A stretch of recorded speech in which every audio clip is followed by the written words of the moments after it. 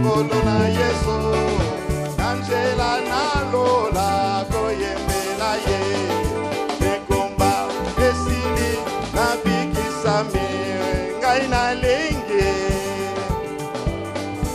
komo na Yesu nayemba nesengo ngolo na Yesu nanjela nalola koyembela ye mekomba esili nabikisami nazali na bomo na kati na Yesu wete asombinga na makila na ye nyongo ya masomo esilaki nyonso likolo na ngomba na Golgotha ne koloso likolo na ngomba na Golgotha ne koloso. Oh haleluya oh mokonzi mwana Nzambe onene tokumisa yo mikolo nyonso yo Yesu Kristo oleki malamu makila oyo ya mwana na Nzambe yepate ya solo ajali na nguya ya kopetolanga na masomo nyonso tika na yemba na esengo pona bikisami tika na yemba na esengo pona bikisami. Oh haleluya oh mokonzi mwana Nzambe oh monene tokumisa yo mikolo nyonso yo Yesu Kristo oleki malamu yemba haleluya oh mokonzi mwana Nzambe tokumisa yo mikolo nyonso yo Yesu Kristo oleki malamu sikana sanjola mobikisi na ngai kolo Yesu Kristo Nzambe na bomo ayaki koluka ngai na mokili tango na bungaki na kati na masomo solo tango na bungaki na kati na masomo solo yemba haleluya oh mokonzi mwana Nzambe oh monene tokumisa yo mikolo nyonso yo Yesu Kristo oleki malamu toyembi haleluya mokonzi mwana Nzambe oh monene tokumisa yo mikolo nyonso yo Yesu Kristo oleki malamu. Gloire à Jésus-Christ. Kembo na Yesu Kristo. Que le Seigneur vous bénisse chacun de vous. Et je vous salue tous au nom du Seigneur Jésus-Christ. Nous allons nous lever pour lire la parole de Dieu. Et qui dans nos têtes, nous allons prier le Seigneur. Dieu notre Père Céleste, merci pour nous avoir conduits jusqu'à ces lieux. Parce que tu as à nous dire, Seigneur. Béni soit ton nom, Père bien-aimé. Béni chacun de nous, Père Céleste. Béni ces moments que nous allons passer ensemble. Béni ta parole, Seigneur notre Dieu. Dispose nos cœurs, ô Dieu, pour que nos cœurs puissent recevoir la parole de Dieu, qui est la parole de vie. Sois avec nous, Seigneur, du début jusqu'à la fin. Ouais, la parole que nous allons lire. Ouais, la parole que nous allons lire. Au nom du Seigneur Jésus-Christ. Amen. Amen. Ouvrons nos Bibles dans Apocalypse.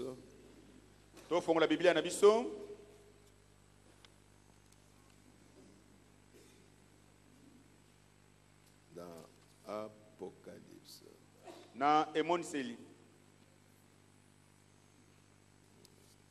Nous aimons bien ces livres d'Apocalypse. tolingaka buku oyo mingi oya emoniseli. C'est le seul livre ezali bobele buku moko qui est le livre de l'épouse. oyo ezali buku ya mwasi na libala.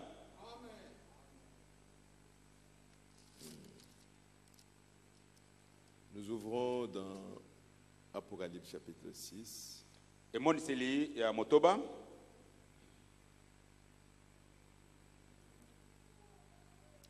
Et j'entendis au milieu des 4 êtres vivants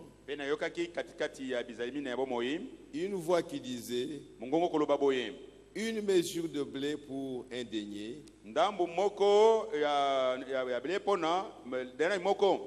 et 3 mesures d'orge pour un denier. Mais ne fait point de mal à l'huile et au vin. Que le Seigneur bénisse sa parole de notre Seigneur Jésus-Christ. Vous pouvez vous asseoir. Et nous sommes dit qu'on va exploiter les questions qui ont été posées. Et nous croyons que c'est le Saint-Esprit qui conduisait le frère Branham. Ce n'était pas sa propre pensée. Du moins, en tout cas, dans cet âge ici, c'est le seul homme que nous croyons qui a été vraiment dans la présence de Dieu. Et qui a reçu la parole de Dieu pour cet âge. La parole de Dieu qui doit nous délivrer et qui doit préparer chacun de nous, parce qu'un jour nous voulons voir Jésus. Et pour voir Jésus, nous devons nous préparer. Nous devons nous habiller d'une façon qui est correcte. C'est comme le souverain sacrificateur. Quand il voulait aller dans la présence de Dieu, il s'habillait d'une façon particulière. Il en est ainsi de l'épouse de Jésus-Christ. Nous devons nous habiller, nous revêtir. Et notre vêtement, c'est la parole de Dieu. Ce n'est pas la parole de n'importe quel âge. C'est la parole qui a été promise pour cet âge ici. La parole qui était dans la pensée de Dieu, que Dieu a préparé, arrêté pour nous uniquement. Pour le peuple du temps de la fin. Alors nous allons, comme nous avons commencé, et relire les questions que les bien-aimés ont posées et voir comment le prophète a répondu à ces questions. Bien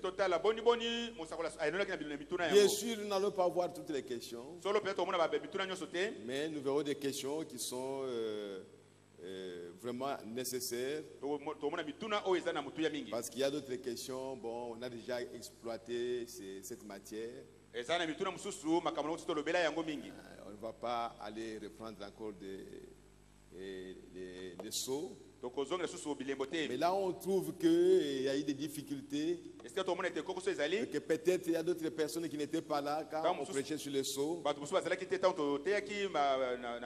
Et que la matière est importante, qu'on peut revoir ça.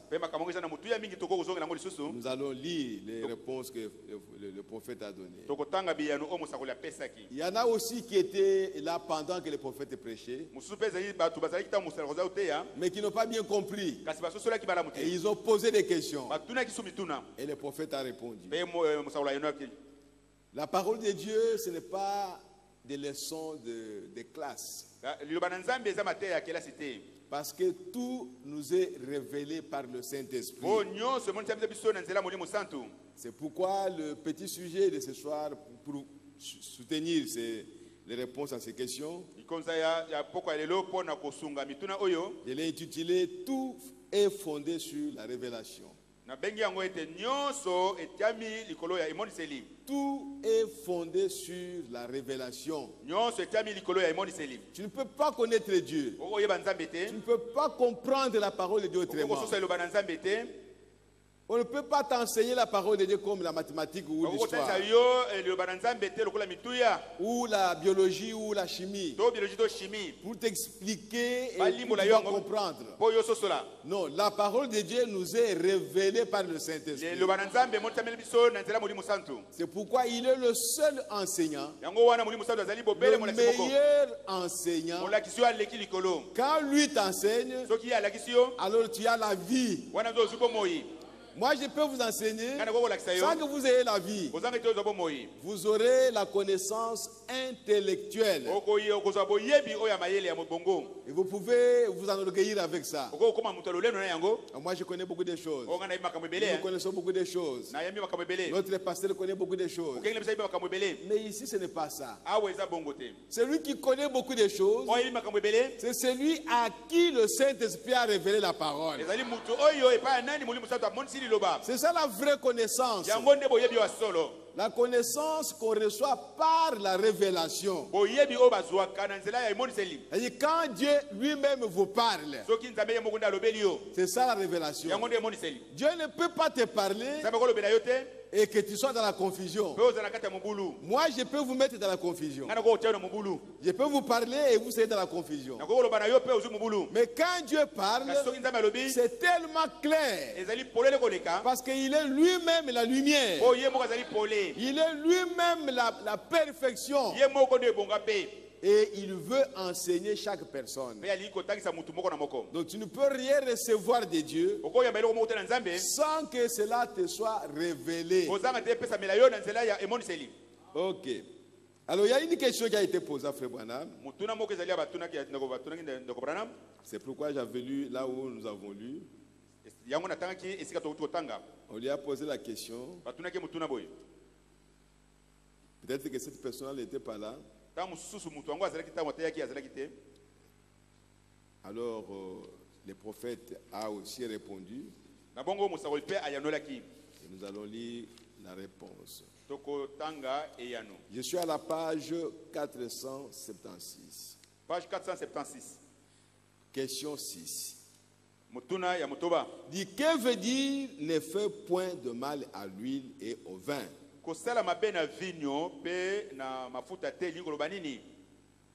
Dans Apocalypse 6, là où nous avons lu.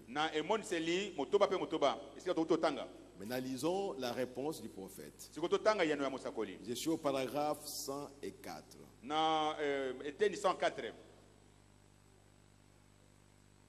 Il dit, bon, je peux me commencer au paragraphe 103. Il dit, c'est le Saint-Esprit. Voyez, nous venons de le voir. Ce que nous avons vu dans le 3e sceau. C'est là où on a lu. C'est probablement quelqu'un, vous savez, qui n'est pas arrivé à temps pour entendre le message. Eh bien, pour les autres bandes, vous voyez, ne fait point de mal à l'huile et au vin. Que représente l'huile et le vin? L'huile, comme nous l'avons vu, en symbole de quoi que chaque personne ici, quand on lui demande, on lui parle de l'huile, il sait de quoi est-ce qu'il s'agit. Du moins si vous venez ici régulièrement. L'huile, comme nous l'avons vu, en symbole, représente le Saint-Esprit. Donc, quand vous lisez, on parle de l'huile dans la Bible. Alors, il s'agit d'un symbole du Saint-Esprit. Voyez, le vin, c'est le ... Et l'huile dans la Bible, ils vont ensemble dans l'adoration. Et l'huile et le vin, ils marchent ensemble. Voyez, et le vin, comme nous l'avons exprimé, et c'est de là que j'ai eu l'idée de la stimulation. Le vin est un stimulant. Donc le vin dans le naturel, quand vous prenez le vin, Ça vous stimule. Quand vous devenez saoul, vous n'avez égard à personne. Même si le président de la République est là, pour toi ça ne te dit rien. Tu peux dire n'importe quoi. Tu ne te gênes pas. Parce que quelque chose a stimulé ton corps, ton esprit. Quelque chose a agi en toi. Et toi, tu n'es pas maître de ça. C'est ça le vin.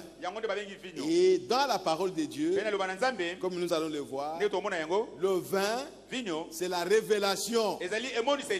Quand quelqu'un reçoit la révélation de la parole, donc ça le rend heureux. Cela le stimule. Il peut même sauter, il peut crier sans faire égard à personne. À cause de la révélation ou de la connaissance spirituelle qu'il a eue de la chose. La chose qu'il ne connaissait pas, maintenant Dieu lui révèle ça, et il comprend ça, alors il saute de joie. Alléluia. Alléluia. C'est ça la stimulation. Oh, gloire à Jésus-Christ.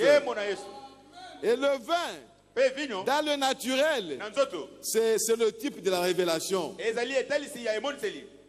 Vu qu'il stimule. Maintenant, pensez un peu. Qu'est-ce qui stimule l'Église? La révélation. Si dans une église on n'a pas la révélation de la parole, cette église elle sera froide, elle n'est pas stimulée. Il n'y a rien qui bouge les chrétiens. Mais c'est la révélation de la parole qui stimule les chrétiens. Donc l'église est en réveil par la révélation qu'elle reçoit. Elle comprend les choses spirituellement. Alors elle jubile. Mais si ce n'est pas ça, l'église restera comme ça. Elle n'est pas stimulée. Elle est froide. Et ainsi de suite. Donc un chrétien normalement, quand il reçoit la révélation d'une chose, s'il ne crie pas, il va bouger la tête. Il voit qu'il y a quelque chose qui doit agir en lui. Alléluia. Alléluia. Il ne va pas rester indifférent. Quelque chose va le bouger. C'est ça ce que fait la révélation. Donc, une joie intérieure. À cause de la révélation de la parole que vous avez reçue. Oh, merci Seigneur. Et au paragraphe 108, le Bana me dit ceci. Pourquoi oignons-nous les malades d'huile? Nous oignons les malades d'huile parce que c'est un symbole du Saint-Esprit qu'on répand sur eux. Voyez? Aussi les vierges sages avaient de l'huile. Les vierges folles n'avaient pas d'huile d'esprit. Vous voyez? Bon, voilà ce qu'il en est de l'huile. Donc l'huile c'est le Saint-Esprit. C'est un symbole du Saint-Esprit. Maintenant quand on dit ne fais pas du mal à l'huile, alors vous pouvez comprendre. Il ne faut pas attrister le Saint-Esprit. Il ne faut pas gêner le Saint-Esprit. Laissez le Saint-Esprit libre. Ne l'empêchez pas. Il doit se mouvoir. N'arrêtez pas le Saint-Esprit. Faites tout ce que vous voulez faire. Mais pour ce qui est du Saint-Esprit, laissez-le libre. Parce que l'église, c'est le Saint-Esprit. S'il n'y a pas du Saint-Esprit, il n'y a pas d'église. Il n'y a pas d'église. Il peut y avoir un club. Un club de gens. Ou une mutualité. Mais quand on parle de l'église, on voit le Saint-Esprit. Parce que l'église a commencé le jour de la Pentecôte. Avant la Pentecôte, il n'y avait rien. Il n'y avait que les gens qui étaient peureux, qui sont allés se cacher, qui avaient peur des Juifs. Mais quand le Saint-Esprit, le propriétaire de l'église, est arrivé, alors l'église a commencé à fonctionner. Et les gens sont sortis à l'extérieur, poussés par le Saint-Esprit. Il faut que le Saint-Esprit soit là. Je ne parle pas de l'intelligence de l'homme. Je ne parle pas de la pensée de l'homme. Je ne parle pas du raisonnement de l'homme. Je ne parle pas de la puissance de l'homme ou de la force de l'homme. Non, de la révélation du Saint-Esprit. Et la révélation, elle ne vient pas avec beaucoup d'agitation. Vous êtes là calme, la révélation descend en toi, personne ne la voit. Il n'y a que toi seul qui a reçu la révélation. Oh, gloire à Jésus-Christ.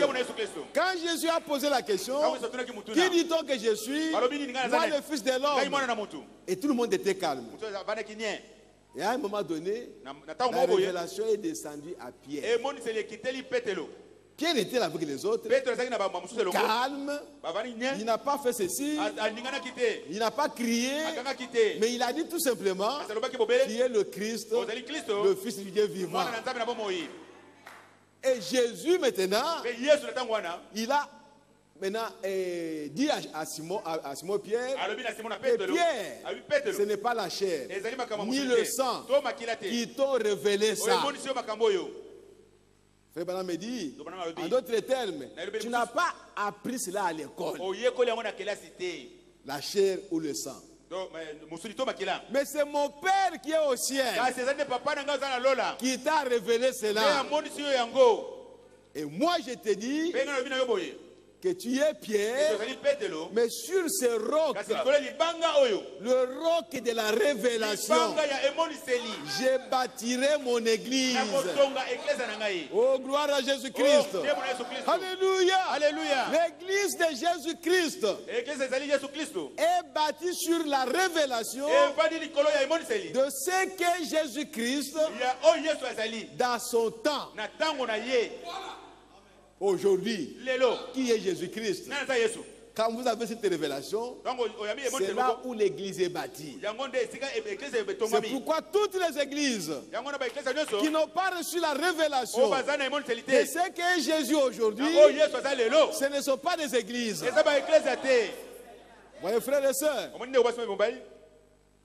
Oh, que Dieu nous aide. Et puis le vin, c'est, si lui le représente et représente Dieu, Dieu est esprit. Vous voyez, Dieu est la parole. Au commencement était la parole. La parole était avec Dieu. La parole a été faite chair. Et c'était Dieu. Bon, donc si la parole là, dans on en a ici une forme naturelle. Alors le vin, c'est comme l'eau, ou la révélation qui révèle l'interprétation de la parole. Ce qui stimule le croyant. Vous voyez? Oh là là. Ils sont là à dire, je n'avais jamais vu ça. Oh là là, gloire. Qu'est-ce que c'est? Vous voyez, la stimulation, vous voyez, de la révélation. Même quand vous êtes en train de lire individuellement, que Dieu vous révèle la parole que vous êtes en train de lire, vous pouvez sauter ou crier gloire à Dieu. Alléluia. Alléluia. Vous êtes seul parce que vous avez été stimulé par la parole, que le Saint-Esprit qui est à côté de toi t'a révélé. C'est pourquoi Frère Branham a dit, vous voulez lire la Bible ou la brochure, d'abord prier. Demandez au Saint-Esprit de t'accompagner dans la lecture. N'allez pas lire avec votre intelligence. Vous ne comprendrez rien. Vous voyez? Alors, donc, le vin, c'est la révélation qui stimule le croyant. On avait déjà vu cela. Et on a posé notre question sur le livre de vie de l'agneau et le livre de vie. C'est la question numéro 7. Il dit, Frère Branham, le livre de vie de l'agneau et le livre de vie, est-ce le même livre? Frère Branham a dit, bien sûr. Vous voyez? Parce que c'est là que tout ce qui concerne la rédemption est écrit. Dans ces livres-là. En fait, c'est un seul livre appelé le livre de vie. Comme nous l'avons vu. Mais dans ce livre de vie, il y a deux sections. Il y a une section qu'on appelle le livre de vie tout court. Là où il y a les gens dont les noms seront effacés. Et il y a une autre partie de ce livre de vie. On l'appelle le livre de vie de l'agneau. Parce que les gens qui ont leur nom dans cette section-là, leurs noms ne peuvent jamais être effacés.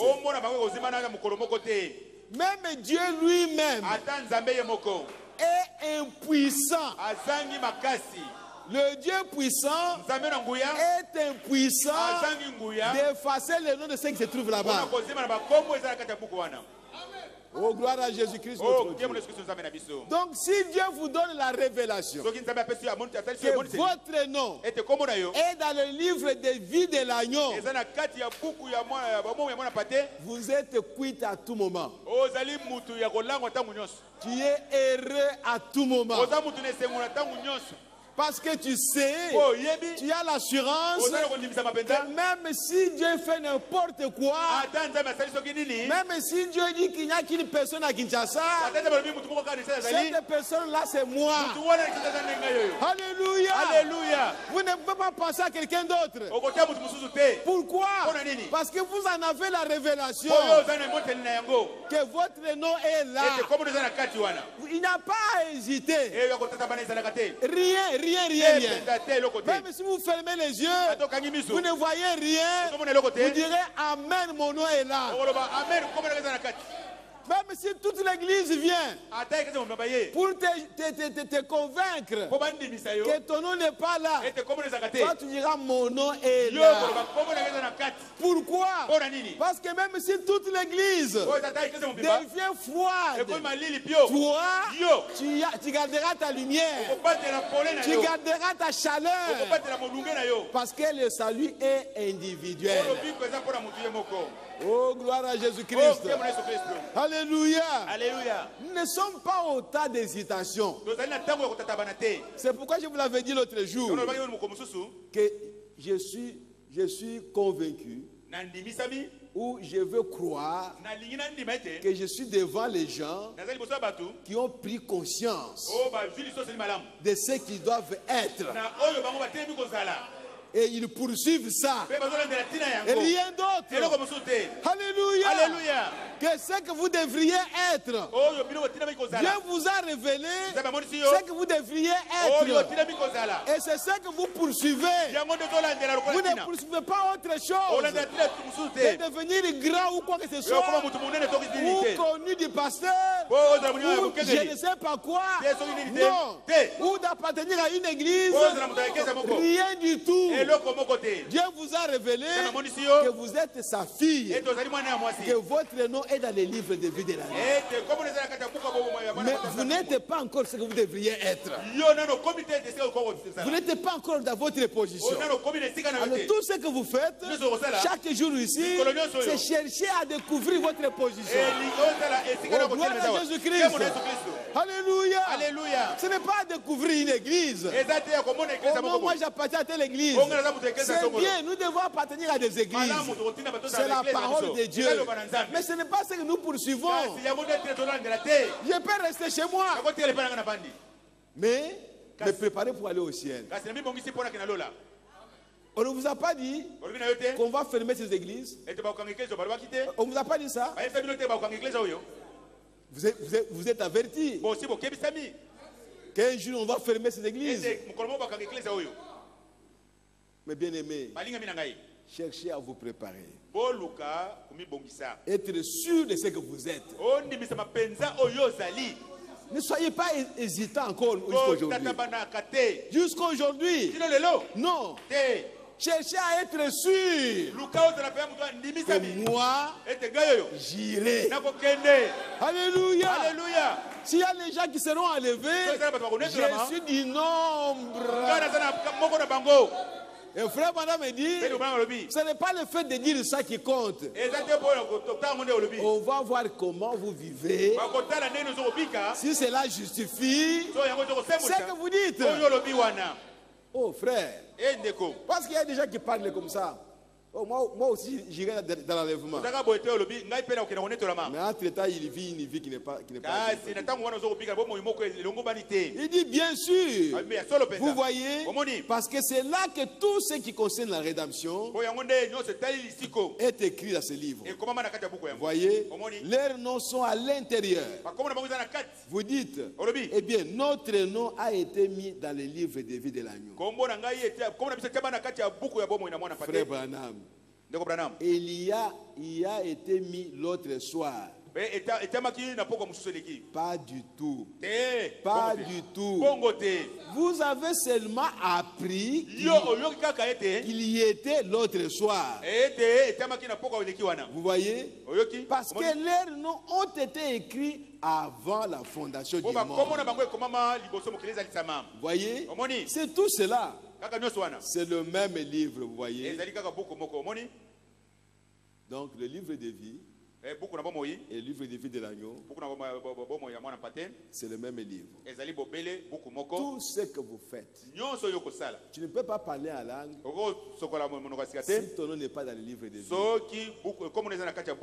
Tu ne peux pas manifester un don si ton nom n'est pas dans le livre de vie. Tout ce que tu fais de spirituel, tu es en train de prêcher parce que ton nom est dans le livre de vie. Mais votre nom, bien que vous prêchiez, peut être effacé.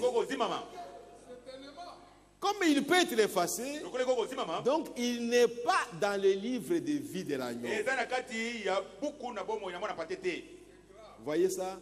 Parce que tout ce qui est de la rédemption se trouve dans ce livre-là. La manifestation des dons se trouve dans ce livre-là.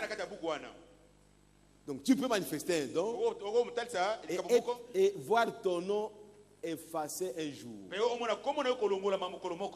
Mais celui qui est dans le livre de vie de l'agneau, même s'il n'a pas manifesté un don, même s'il n'a pas manifesté un ministère, son nom ne sera jamais effacé. Oh, gloire à Jésus. Alléluia. Alléluia.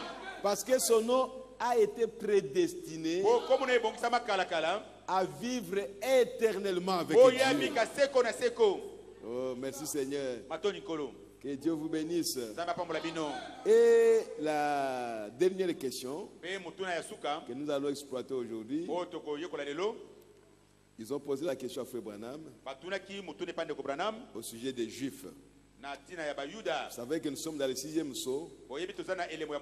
Et le 6e sceau, en principe, concerne les Juifs.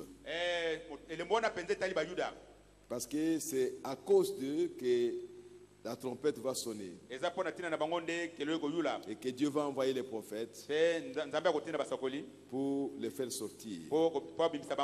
Maintenant, ils ont posé la question. Bon, frère Branham, est-il vrai que tous les Juifs qui sont nés depuis la venue de Christ seront sauvés? Et qui sont les 144 000? Sont-ils ceux qui sont prédestinés à être scellés du Saint-Esprit? Et quelle est leur mission? Donc cette personne était dans l'église. Il suivait le 6e saut.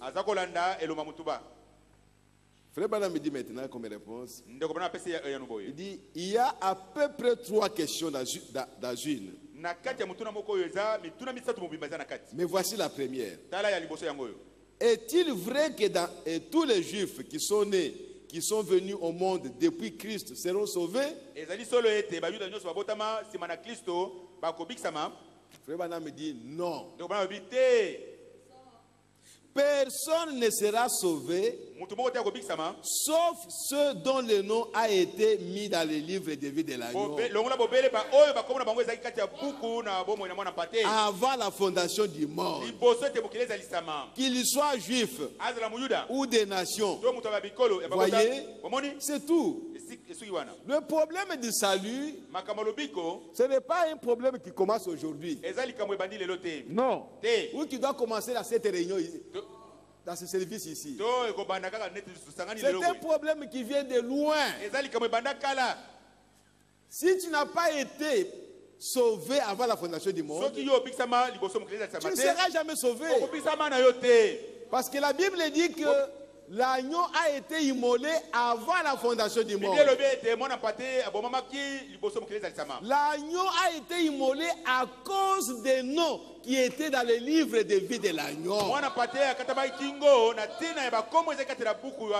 Dans les livres de vie. C'est à cause de ces noms-là que l'agneau a été immolé. Donc le problème du salut, c'est le problème du livre de vie. Le problème d'être sauvé, ce n'est pas le problème de la doctrine ou d'appartenir à telle église ou d'être de telle nation ou même d'être juif. Ça n'a rien à voir avec ça. Le problème d'être sauvé, c'est le problème d'avoir un nom, d'avoir son nom dans le livre de vie. Tout nom qui n'est pas dans le livre de vie, oubliez le salut pour ces noms-là. On peut encore en parler pour ceux qui sont dans le livre de vie, mais dont les noms seront effacés. Parce qu'apparemment, ils sont chrétiens. Comme Judas. Comme Balaam. Donc vous le voyez vraiment qu'il vit la vie chrétienne. Il parle avec Dieu. Il voit des visions. Il prophétise. Donc apparemment il mène la vie comme un chrétien. Mais leur nom prédestiné à être effacé. Mais donc le problème de salut, ce n'est même pas un problème d'être l'enfant du pasteur. Non. Non, rien. Rien. Ton nom individuellement doit être écrit dans les livres de vie. Oh, mes bien-aimés, que Dieu nous aide. Et il continue en disant, c'est tout. Le livre contient ces mystères. Le mystère. Le mystère du salut. Et le livre ne le dévoile que maintenant. Non pas le nom de chacun, mais le mystère du livre. Dès que ton nom se trouve ici, fini. Donc, dès que tu es ici, tu peux faire tout ce que tu veux. On finira par effacer ces noms-là. Ah, c'est grave. Comment? C'est le mystère. Il dit, mais non pas le nom de chacun, mais le mystère du livre. Au moment où il appelle ces noms-là. Est-ce que finalement, vous comprenez ça maintenant? Voyez, le livre ne dit pas, bon, Levi sera sauvé pendant cet âge de l'église. Ou Orman Neville. Ou qui que ce soit. Non, ce n'est pas ce qui est dit. Le livre montre simplement le mystère. Il dévoile le mystère. Le mystère de la chose. Mais nous, personnellement, par la foi, nous le croyons. C'est ce que je disais l'autre soir. Quelqu'un a dit, eh bien, c'est inutile que j'essaye. Frère Branham a dit qu'il n'y aurait qu'une personne de Jeffersonville qui sera sauvée. Frère Branham a dit ça. Alors quelqu'un lui a dit, ça ne sert à rien que j'essaye même de faire quelque chose. Si ça seulement une seule personne, je ne pense pas que moi je serai à moi. Donc, je ne veux même pas essayer de prier ou de faire quoi que ce soit. Frère Branham me dit, voyez, or, voyez-vous, c'est en parabole. Quand vous apprenez, si on vous disait qu'il y a une seule personne qui sera sauvée à Kinshasa, dites que c'est moi. Donc, c'est en parabole. On ne dit pas que réellement il y aura une seule personne. Non. Frère Branham me dit, ce n'est pas ça. Il pourrait y en avoir des milliers de sauvés. Je ne sais pas. J'espère qu'ils seront tous sauvés. Vous voyez, mais je ne sais pas. Seulement, voici de quelle façon je veux le croire. Je suis celui-là. Lorsqu'on dit cette personne, moi je veux croire que je suis celui-là. Frère Branham me dit, croyez la même chose pour vous. Moi je crois, toi aussi crois. L'autre aussi là va croire. Et finalement, c'est toute l'église qui va croire. Ah, ce n'est pas notre problème. Oh, mes bien-aimés. Il dit, sinon, alors il y a quelque chose qui ne va pas avec votre foi. Vous n'êtes pas sûr de ce que vous faites. Si on dit que c'est une personne et que toi tu hésites, il y a quelque chose qui ne va pas avec votre foi. C'est comme si tu n'as pas encore compris. C'est lui qui a été appelé. Il a été appelé seul. Et il sait qu'il a été appelé. Même si les gens venaient nombreux à l'église, cela n'attrave pas son appel. Mais il est sûr de son appel. Même s'il y a des millions de gens qui crient, qui roulent par terre, qui disent que nous sommes sauvés, ce n'est pas son problème. Son problème à lui, il est sûr en tant qu'individu, il est sauvé. Comment je vais être sûr de toi? Non, non. Tu es libre de dire ce que tu peux dire. Mais moi, je ne sais pas. Je ne peux pas te condamner non plus. Je ne peux pas dire que non, toi, tu ne seras pas sauvé. Non, c'est pourquoi Frère Branham ne veut pas ça. Ne condamne personne. Oh, toi, tu ne seras pas sauvé. Ah, il ne sera pas sauvé. Même si quelqu'un a fait le mal, n'importe comment, ne dites pas il ne sera pas sauvé. C'est un mystère. Vous voyez, frères et sœurs. Qui ça? Saül. a rejeté, a désobéi à la parole de Dieu. Dieu l'a rejeté. Dieu a déchiré son royaume. Pour nous, mais c'est fini avec Saül. Mais Saül va aller consulter Samuel. Alors que Samuel était déjà mort. Il est allé voir Mandona. Et Mandona a appelé Samuel là où il était. Il dit, je vois quelqu'un qui est habillé à soutane ou je ne sais pas quoi. Mais Saül lui a dit, mais décris-moi, il est comment? Il a commencé à le décrire. Non, ça c'est Samuel. Et la femme a eu peur. Mais tu m'as trompé. Parce qu'il y avait, Saül a donné une loi là-bas, personne ne peut faire communion avec les morts. Maintenant, ils étaient en difficulté. Quand Samuel était vivant, un prophète en Israël, quand il y a un problème, on va voir les prophètes. Mais maintenant, Samuel est mort. Il n'y avait pas un prophète là-bas. Maintenant, Saül se trouve en difficulté. Et il va aller voir Mandona. Et Samuel est sorti. Il est sorti. Et il a parlé avec Saül. Pourquoi tu es venu me déranger mon sommeil? Oh non, vous voyez les Philistins.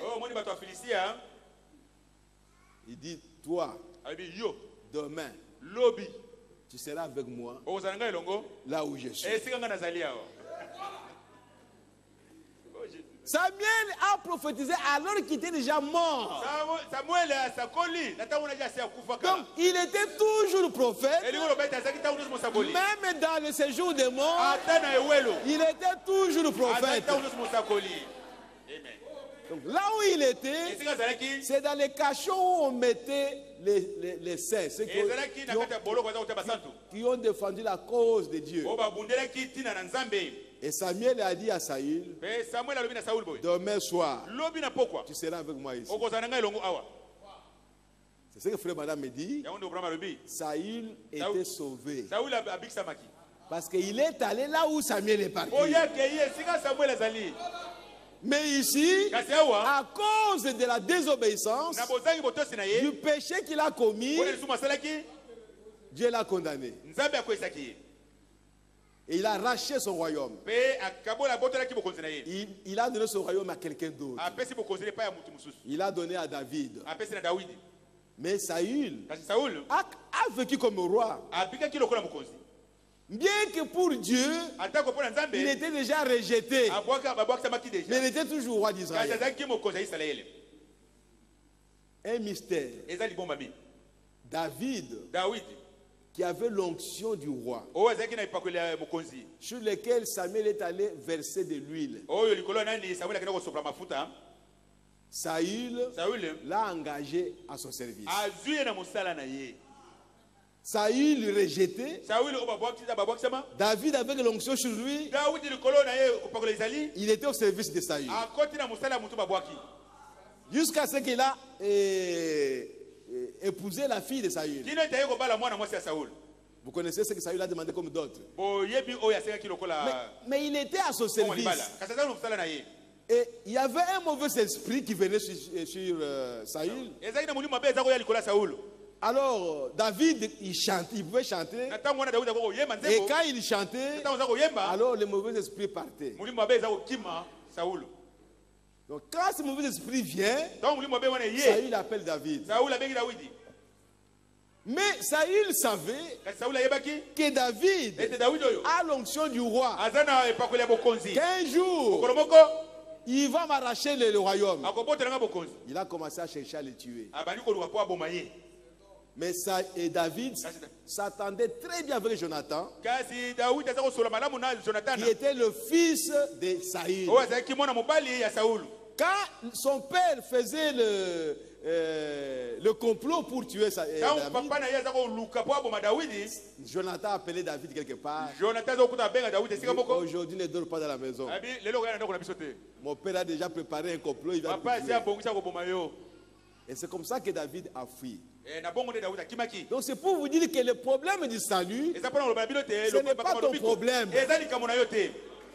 Saül cherchait à tuer David, un malfaiteur, mais il sera sauvé. C'est pourquoi ne condamnez pas les gens. Laissez Dieu. Faites la condamnation. Toi et moi prions seulement pour les gens. Vous priez pour lui, c'est fini, vous partez. Oh, merci Seigneur. Et à la page 478, Frère Branham me dit ceci. Je suis au paragraphe 120. Il dit, bon, oui, ces juifs, ce ne sont pas tous les juifs qui seront sauvés. Non, messieurs. Ils ne seront pas sauvés. Il n'y aura que ceux... Quand il parle des juifs, juif, c'est seulement un nom qui leur a été donné.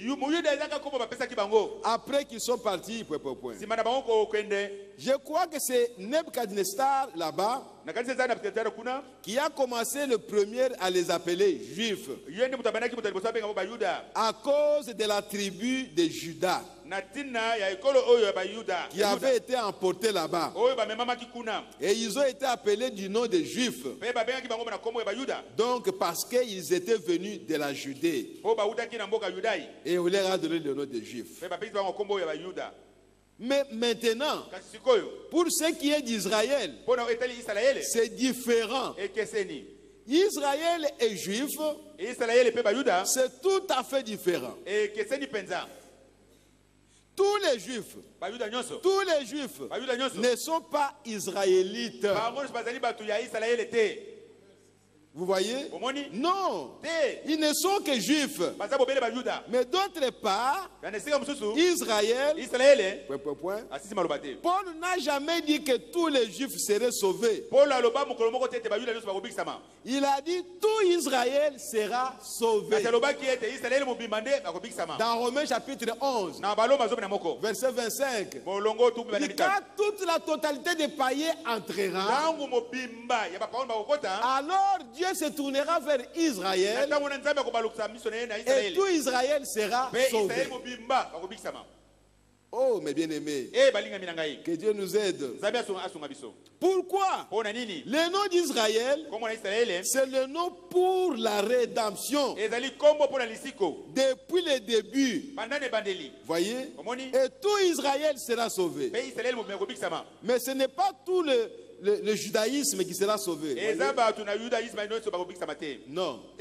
Frère Branham me dit, c'est pareil pour ceux des nations. Il y aura, il y a des milliers de personnes.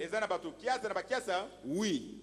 Il y en a littéralement des millions dans ces organisations et qui se donnent le nom des chrétiens. Église de Christ et toutes sortes de noms semblables. Ça ne veut absolument rien dire. Ça ne veut pas dire qu'ils seront sauvés. Les gens disent, bon, vous devez faire partie de telle ou telle organisation. Une certaine organisation. Si votre nom n'est pas dans notre registre, vous êtes perdu. Maintenant, ça, c'est une secte. Voyez? C'est une secte. Voyez? Il n'y a qu'un seul moyen par lequel vous puissiez être sauvé. Et ce n'est pas celui qui veut, ni celui qui court, celui qui Alors c'est Dieu qui fait miséricorde. Et Dieu, par sa préscience, il a prédestiné une église pour sa gloire. Et ce sont ceux-là qui sont sauvés. C'est vrai. Alors votre foi est tellement ancrée là. Vous dites, eh bien, ma foi est ancrée là. Et regardez quel genre de vie vous vivez. Vous voyez que vous n'êtes même pas digne d'être là. Vous n'êtes pas ancré comme il faut. Vous êtes ancré dans du sable au lieu d'être ancré dans le roc. À la première petite vague, vous serez désancré.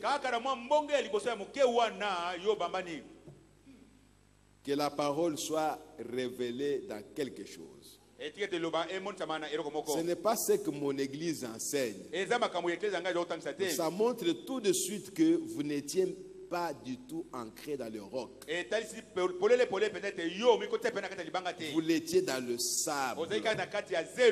C'est lui qui compte sur son église. Notre église est la meilleure. Il est ancré dans le sable. Parce qu'il ne s'agit pas de l'église. Il s'agit d'être prédestiné. Si vous ne faites pas partie de notre église, vous êtes perdu. Voyez ça? Quand quelqu'un dit ça, il est dans une secte. Ce sont les sectes qui disent ça. Si vous n'êtes pas protestant, vous êtes perdu. Si vous n'êtes pas catholique, vous êtes perdu. Si vous n'êtes pas presbytérien, vous êtes perdu. Si vous n'êtes pas pentecôtiste, vous êtes perdu. Mais finalement, Dieu va juger le monde par l'enseignement de Christ. Il va juger les gens selon les enseignements des catholiques. Si c'est comme ça, tous les protestants sont perdus. Les pentecôtistes sont perdus. Nous tous ici, nous sommes perdus. Parce que nous n'enseignons pas comme les catholiques. Et si Dieu juge le monde selon les enseignements des témoins de Jéhovah, tous les catholiques perdus, tous les protestants perdus, nous tous ici perdus. Nous tous ici perdus. Dieu ne jugera pas le monde par l'enseignement d'une église quelconque. Dieu jugera le monde par Christ. Et Christ est la parole. C'est la parole qu'on prendra pour te juger. Pas l'enseignement d'une église quelconque. Non. Bon, si vous maintenant vous fondez votre foi sur l'église, vous êtes perdu. Mais combien dans ce monde ici, dans cette ville ici, fondent leur foi sur les églises? Notre église est la meilleure. Tous ceux qui ne sont pas d'accord avec notre église, ils sont perdus. Quand quelqu'un dit comme ça, c'est que lui-même est déjà perdu. Il n'est pas vivant. Oh frère, lisons quelque chose, on va terminer. Que Dieu nous aide. Je suis au paragraphe 126.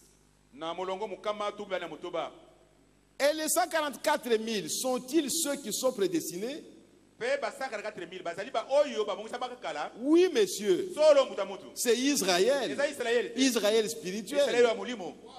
Pensez un peu, ils seront des millions là-bas. Je ne sais pas combien ils sont là-bas à ce moment. J'imagine qu'il doit y en avoir tout un groupe. Mais ce n'est pas parce qu'ils sont à Judée qu'ils vont tous être sauvés. Savez-vous à peu près combien ils peuvent être là-bas à ce moment? Je ne sais pas. Mais probablement, après la prochaine persécution, qui va bientôt venir, leur nombre augmente par...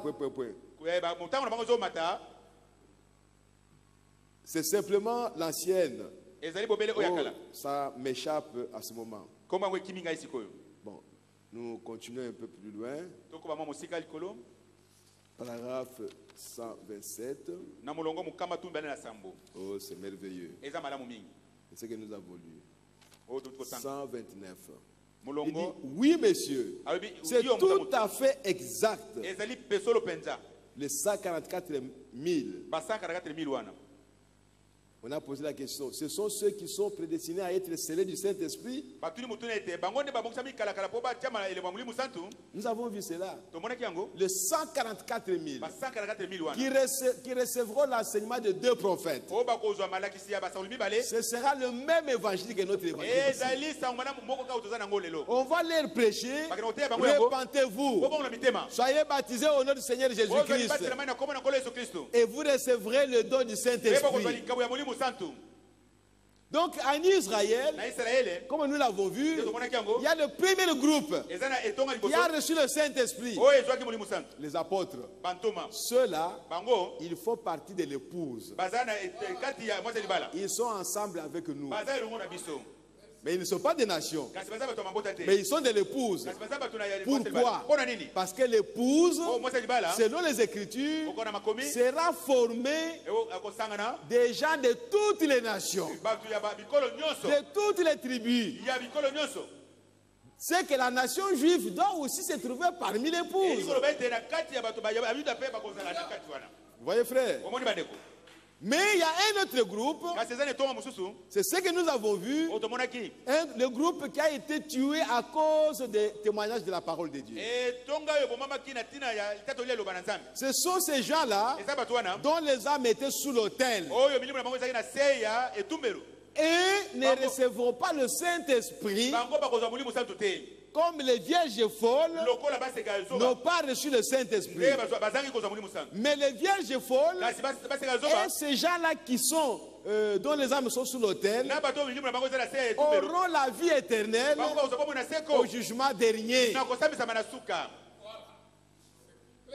Mais le groupe des 144 000 recevront le même Saint-Esprit que les apôtres, mais ils ne feront pas partie de l'épouse. C'est ça la particularité avec les Juifs. Et les autres Juifs, les noms ont été écrits dans les livres, mais les noms ont été effacés. Vous voyez, frères et sœurs? Donc les 144 000 recevront le Saint-Esprit. Nous croyons à ce que le prophète a dit. Amen. Amen. Donc ils seront scellés du Saint-Esprit. Et c'est à eux que Jésus viendra se révéler pour se montrer, comme Joseph s'est montré à ses frères et il s'est révélé à ses frères. Alors que pendant tout ce temps, Joseph ne parlait que l'Égyptien. Et il y avait quelqu'un qui comprenait l'hébreu. Lui, il parlait en égyptien. Et cet homme-là interprétait à ses frères. Donc ses frères ne le reconnaissaient pas. Il est parti là-bas tout jeune. Et il a fait des années, il s'est marié, il a eu des enfants. Il vient là-bas peut-être avec beaucoup de cheveux. Peut-être avec les képis, je ne sais pas. Et il parlait à ces gens-là. Mais quand le temps est arrivé pour qu'il se révèle à ses frères, la Bible dit que Joseph a crié que tout le monde sorte d'ici. Même sa femme, même ses enfants, que tout le monde quitte ici. Laissez-moi seul.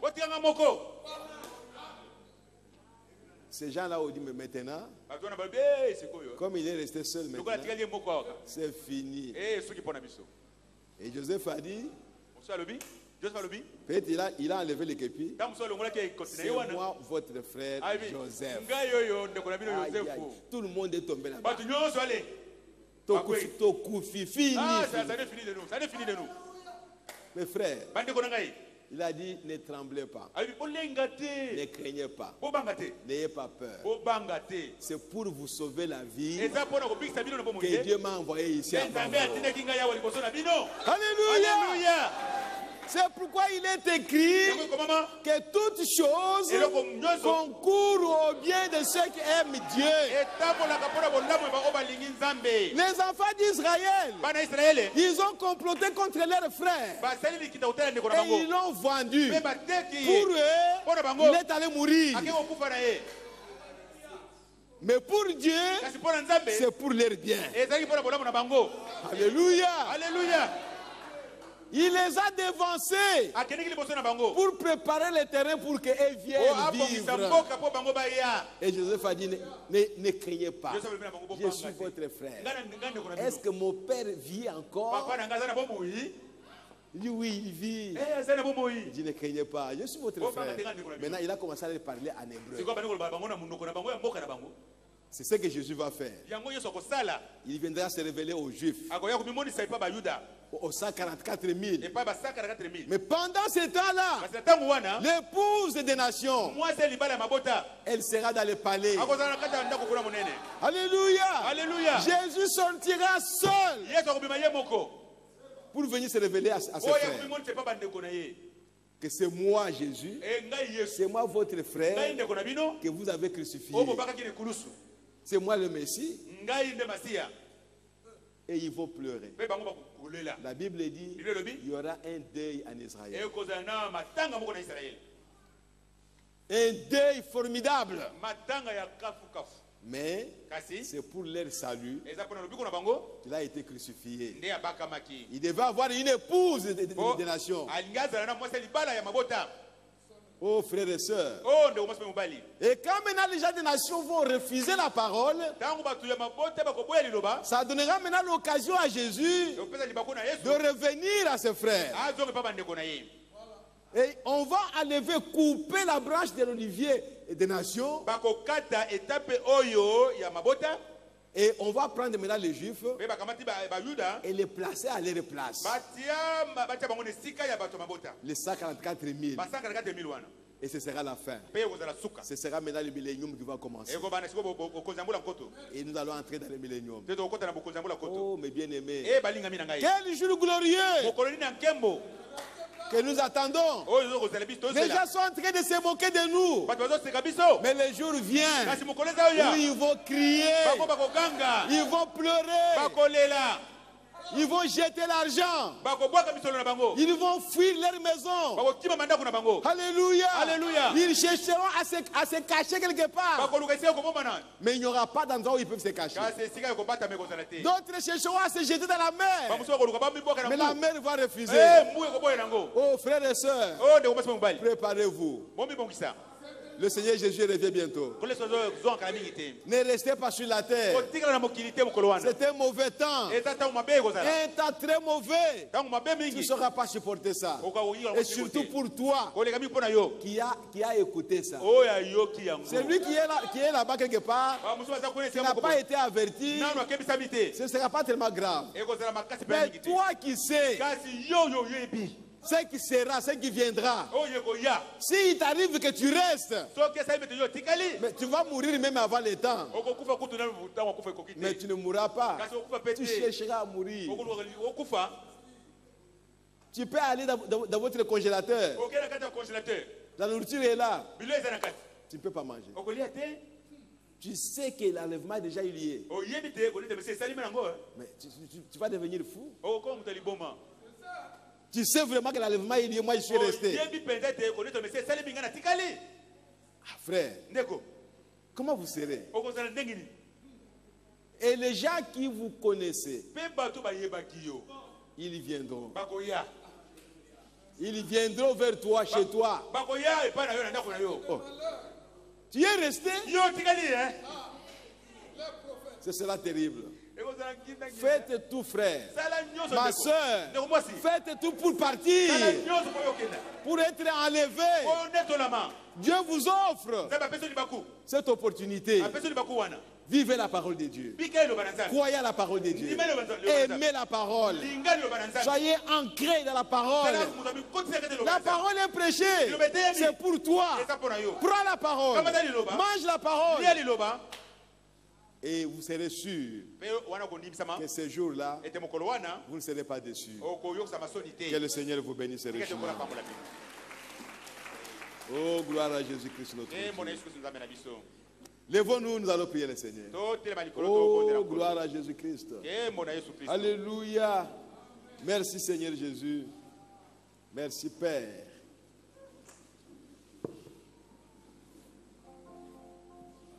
Il y a des milliers et des milliers qui ne peuvent pas recevoir la parole de Dieu. Comme vous, vous la recevez. Il y en a qui sont trompés par la théologie humaine. Mais vous, Dieu vous a envoyé un prophète pour vous dire la vérité des choses, pour vous montrer la volonté de Dieu, pour vous apporter la lumière. Et vous êtes dans la lumière. Parce que cette parole est la lumière. Frère, vous avez une responsabilité. Le monde doit voir Jésus à travers vous. S'ils ne peuvent pas jusqu'aujourd'hui, alors allez dans la présence de Dieu. Implorez sa grâce. Implorez sa miséricorde. Parce que le temps n'est plus. Le monde se disloque. Il n'y a rien de bon dans ce monde. Qu'est-ce que tu envies encore? Il n'y a rien à envier dans ce monde. Si tu peux envier quelque chose, c'est seulement la parole de Dieu.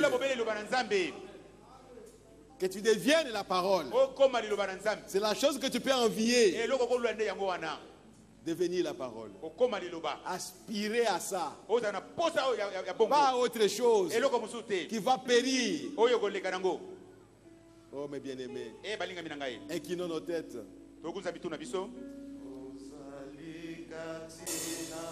Sina libala na Yesu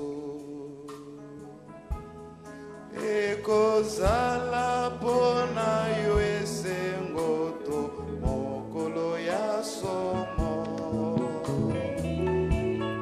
elamba na yo ekozala pembe tambwa kozonga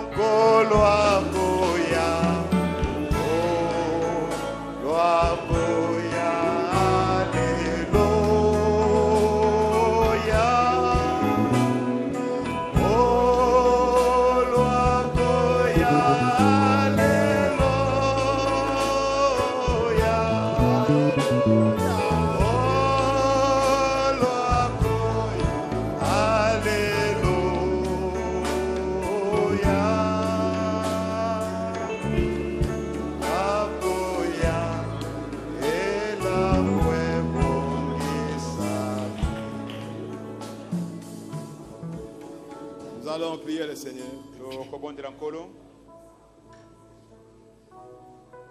Bien-aimé Père Céleste, nous avons écouté ta parole. Tout ce que tu as dit à travers ton prophète. Et nous croyons que dans tout cela, il y a la vie pour nous. Seigneur, nous venons à toi tel que nous sommes. Tu connais chacun de nous, Seigneur. Tu connais ce qui manque à chacun de nous. Tu connais le désir de chacun de nous, Seigneur. Tu sais aussi, Seigneur, ce que tu voudrais obtenir à chacun de nous. Nous abandonnons entre tes mains, afin que tu fasses de nous ce que toi tu voudrais, Seigneur. Nous n'avons pas de choix, oh Dieu. Nous voulons que ta volonté soit faite, oh Dieu, dans la vie de chacun de nous. Tu es le seul qui nous connaît. Tu connais d'où nous venons, où nous sommes et où nous allons, Seigneur. Et nous croyons que ta parole est la vérité, oh Dieu. Seigneur, laisse que la parole de Dieu puisse nous illuminer sur le chemin. Qu'elle puisse nous éclairer et qu'elle puisse nous guider, Seigneur. Béni soit ton nom, bien-aimé. Bénis chaque enfant de Dieu qui a été en contact avec cette parole. Qu'il soit ici ou au loin. Bénis-les aujourd'hui. Visite-les au Dieu Tout-Puissant et marche avec chacun de nous. Nous recommandons à toi aujourd'hui pour toujours, car nous savons que sans toi nous ne pouvons rien faire. Merci Père. Marche devant chacun de nous, Seigneur. Nous allons sortir d'ici.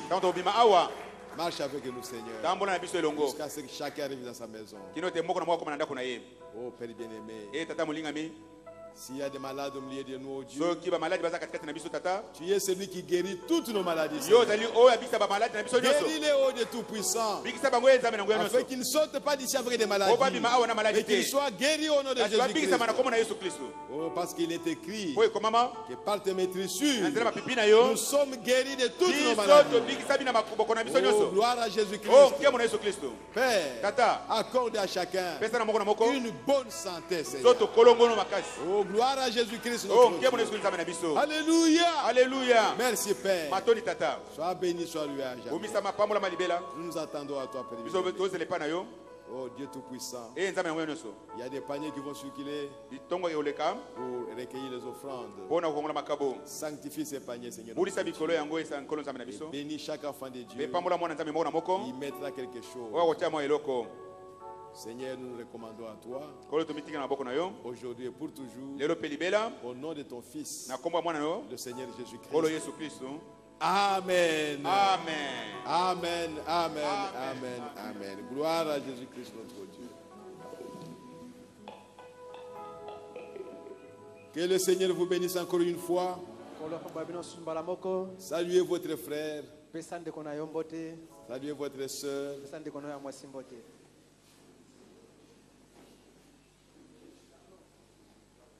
N'ayez jamais à penser qu'il y a encore beaucoup de temps.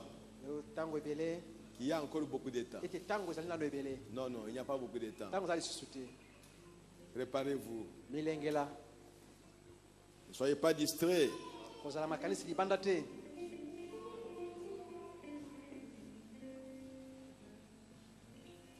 On chante pendant qu'on prélève les offrandes.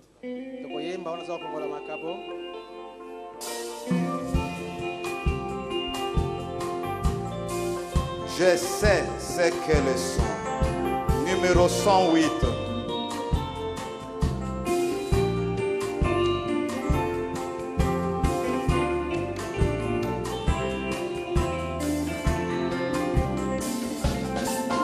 Je sais ce qu'elles sont.